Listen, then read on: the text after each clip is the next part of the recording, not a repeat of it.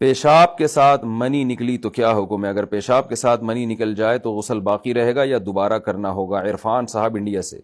دیکھیں اگر کسی کو شہوت کے ساتھ منی خارج ہوئی ہے تو مکمل جب تک خارج نہ ہو جائے اس کو غسل نہیں کرنا چاہیے. اگر منی نکلی اور اس نے غسل کیا اور اس غسل کے بعد دوبارہ تھوڑی سی نکل گئی جو بچی ہوئی تھی تو دوبارہ غسل کرنا پڑے گا.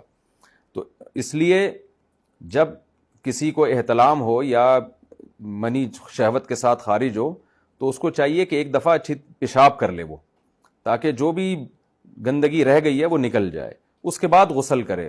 تو پیشاب کرنے کے بعد جب غسل کرے گا پھر اگر دوبارہ نکل بھی جائے تو پھر دوبارہ غسل فرض نہیں ہوتا، کیونکہ یہ نیا سبب پایا جا رہا ہے اس کے لیے.